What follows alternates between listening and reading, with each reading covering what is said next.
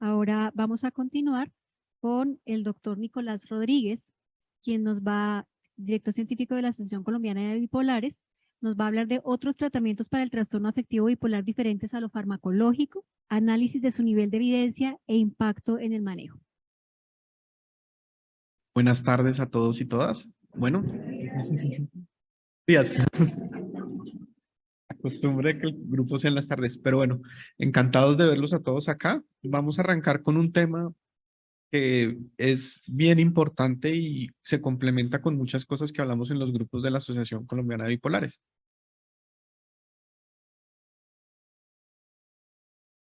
Entonces, es muy importante saber que el diagnóstico del trastorno bipolar se basa en criterios clínicos y hay una alta tasa de resistencia a los tratamientos. El trastorno no solo tiene un impacto a nivel cerebral, sino impacta a la persona en todas sus dimensiones, a nivel biológico, psicológico, social, y esto es muy relevante, ya que el tratamiento no solo debe basarse en remisión de síntomas, sino en buscar que la persona logre recuperar una funcionalidad en todas sus dimensiones. Eh, el trastorno bipolar tiene un curso episódico. ¿Qué quiere decir esto? Que solo durante periodos de tiempo o episodios la persona presenta los síntomas, pero una vez sale del episodio vuelve a su funcionamiento normal. Hay 4 tipos de episodios que están normalmente caracterizados, que es la manía, la hipomanía, depresión leve y depresión mayor. Y la prevalencia del trastorno bipolar, sumando todos los subtipos, está más o menos en el 4,6% a 5%, lo cual es una cifra bastante significativa. Y esta es una cifra que se mantiene en todos los países. O sea, no es que sea más en unos y otros, lo cual nos demuestra que hay un componente genético importante. Cada vez más están saliendo estudios sobre el compromiso, como las alteraciones proinflamatorias en el trastorno bipolar, cómo el estrés oxidativo puede influenciar en la expresión de las emociones e incluso disfunciones en las disfunciones mitocondriales. Y por eso se han planteado diferentes tratamientos diferentes a los convencionales, como la N-acetilcisteína, el Celecoxib, la minociclina y la ketamina como nuevas fuentes terapéuticas.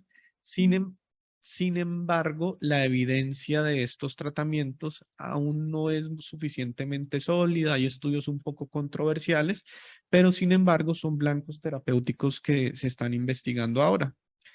También es muy importante mirar todo esto de procesos proinflamatorios y estas alteraciones, ya que sabemos que en el trastorno bipolar hay un mayor riesgo de presentar enfermedades cardiovasculares y estos blancos terapéuticos, aunque no tengan impacto a nivel de la remisión de crisis o del control de los síntomas, sí pueden ayudar a manejar las comorbilidades. Eh, También ahorita en la psiquiatría y sobre todo en Canadá se está hablando mucho de la nutrición y la importancia de la psiquiatría nutricional. Entonces se han comenzado a investigar otros agentes que son micronutrientes y acá aparece el omega 3, el ácido fólico, magnesio, melatonina, también como blancos terapéuticos. Sin embargo, igualmente tenemos un problema ya que la evidencia realmente no es muy sólida, son estudios pequeños y no se ha demostrado una diferencia significativa en los tratamientos. Sin embargo, son blancos terapéuticos que también se están usando en el momento. Este punto también es muy importante y es que cada vez comenzamos a ver el impacto de la microbiota intestinal y el desarrollo de muchas enfermedades, desde la diabetes, la obesidad, la hipertensión, y ahora lo comenzamos a ver también a ver en enfermedades psiquiátricas, como el trastorno bipolar, la esquizofrenia, el autismo, y se ha demostrado que eh, el cuerpo humano tiene más o menos 38 trillones de bacterias y cada vez vemos más implicado el sistema digestivo con la regulación de las emociones. Y esto es fundamental porque ya están saliendo blancos terapéuticos orientados a cambios en la microbiota intestinal y cómo esto puede influir en las emociones. Se ha demostrado en personas con trastorno bipolar, muestras pequeñas, que las personas con trastorno bipolar tienen una disminución de los Faecalibacteriums, que son unas bacterias que están en el tracto intestinal, y que éstas pueden estar implicadas en la expresión de los síntomas. Entonces, por eso cada vez se habla más de esto le da más soporte a mejorar los hábitos alimentarios, buscar, por ejemplo, alimentos probióticos que ayuden a mejorar la microbiota intestinal. E incluso hay un reporte de caso en una persona con trastorno bipolar donde se le hizo trasplante de microbiota fecal y logró una remisión de síntomas a las 3 semanas. Es solo un caso, no es un tratamiento habitual, pero cada vez vemos más el impacto de el sistema digestivo y la regulación de las emociones, y esto podría ser un blanco interesante a futuro para estudiar. Los tratamientos hormonales también se han venido utilizando, sobre todo, digamos, las terapias de reemplazo hormonal, por ejemplo, en la menopausia, y también se han usado como blancos terapéuticos algunas hormonas como la que tenemos ahí, la medroxiprogesterona, que sí ha mostrado algo de efectividad, sobre todo en la depresión postparto. Sin embargo, los estudios también no tienen mucha evidencia de su soporte y pues todavía no se recomienda como un tratamiento para el trastorno bipolar único. También mientras buscaba la evidencia, nuevamente aparece la psicoeducación como una de las intervenciones de gran impacto, bajo costo y que cada vez salen más estudios que demuestran su efectividad. Eh, lo que uno busca en un programa de psicoeducación es dotar al paciente de herramientas que le permitan ser más proactivo en la comprensión y tratamiento con la finalidad de reducir el número y duración de recaídas y evitar ingresos hospitalarios. Hay ciertas pautas que debe tener un programa de psicoeducación, que es mejorar la comprensión con respecto a la naturaleza de la enfermedad, adquirir destreza en la prevención de recaídas y el autocuidado, el manejo de efectos colaterales de la medicación, trabajar con el estigma, que es un punto que ya se ha abordado con los otros expositores, estimular la adherencia al tratamiento farmacológico, hábitos de vida saludables y identificación de detonantes externos. Eh, es muy importante en la psicoeducación empoderar al paciente y que tenga él un rol mucho más activo en su tratamiento, ya que el primer experto deben ser ustedes, ya que ustedes son los que primero identifican los cambios y en la medida que ustedes toman un rol más activo, van a tener más control de cómo manejar las situaciones.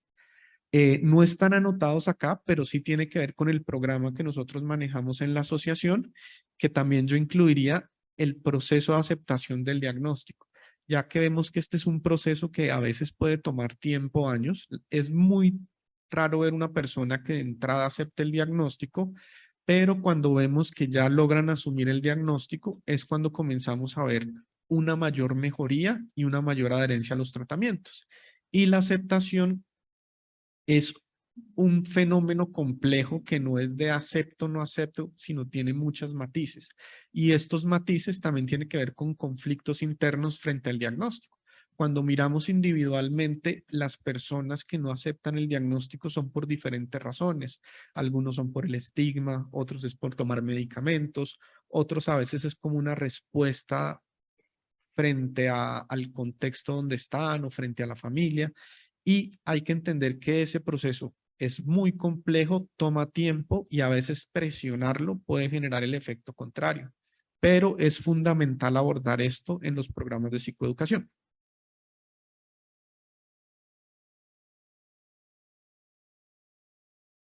También han venido implementándose otro tipo de intervenciones psicosociales y tiene que ver, digamos, la terapia interpersonal y de ritmo social. Este tipo de terapia va orientado sobre todo a la estructuración de rutinas, que es otro punto que nosotros hablamos mucho en la asociación y tiene que ver que en la medida que yo tengo rutinas, por ejemplo, el tiempo de dormir, acostarme una hora, levantarme una hora, hacer ciertas actividades, esto me ayuda a regular mi funcionamiento e incluso los cambios en las rutinas muchas veces puede ser un indicador de inicio de síntomas. Y lo que se busca en esto es llevar una buena alimentación, dormir bien, hacer ejercicio, ya que todo esto me ayuda a regularme. Sin embargo, cuando se mira la evidencia frente a este tipo de terapia, la evidencia es contradictoria y no es muy sólida. Sin embargo, yo siempre soy partidario de que las intervenciones no es escoger una u otra, sino entre más intervenciones yo implemente, pues hay mayor probabilidad de que estas funcionen. Entonces, aunque tratamiento solo no tiene tanta evidencia, sí se ha visto que como coadyuvante al tratamiento farmacológico y otras intervenciones, sí tiene un gran impacto. También se había hablado antes sobre el mindfulness o la conciencia plena, que este es un tipo de meditación o de terapia donde se basa en el aquí y el ahora y que se comenzó a usar inicialmente para el manejo de la ansiedad, pero cada vez vemos más el impacto que hay en el manejo de otras emociones. Y este tipo de terapia, igual que las otras, como terapia sola, no tiene tanta evidencia en el trastorno bipolar, pero cuando se usa como coayudante a otras intervenciones, tiene mucho impacto, sobre todo en pacientes que tienen comorbilidad entre trastorno bipolar y ansiedad. Y terapia de rehabilitación cognitiva. Ya hemos visto y se ha demostrado que las personas que presentan crisis tanto de manía como depresión pueden quedar con alteraciones cognitivas, sobre todo en lo que es atención, memoria inmediata y el funcionamiento ejecutivo, que incluso pueden persistir hasta 6 a 8 meses después de la remisión de los síntomas.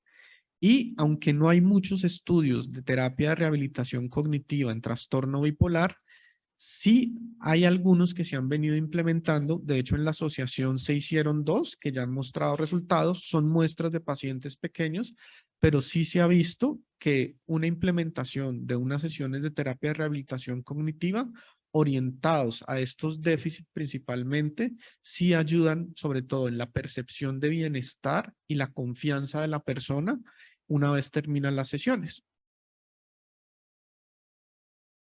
Y ahorita con el boom de las tecnologías electrónicas, cada vez aparecen más herramientas para el manejo de muchas patologías, entre esas el trastorno bipolar. Eh, Muchas de estas intervenciones se han enfocado al manejo del estigma, mejorar en los accesos al servicio de salud, pero también nos enfrentamos a una situación que hay poca evidencia que respalde su efectividad. Y esto también tiene un gran problema y es que estamos en un momento donde hay muchas aplicaciones, pero muchas aplicaciones no tienen un respaldo científico, no tienen las herramientas planeadas por personas que conozcan del tema, sino son aplicaciones que por lo general tienen un efecto más de marketing y este tipo de aplicaciones a veces pueden generar un efecto contrario y es confundir y no dar información clara frente a lo que uno buscaría con el uso de estas aplicaciones. Eh, las aplicaciones que sí han mostrado efectividad son las que tienen una combinación entre modelos de psicoeducación, modelos de terapia cognitivo-conductual y intervenciones cara a cara entre un profesional de la salud y el paciente.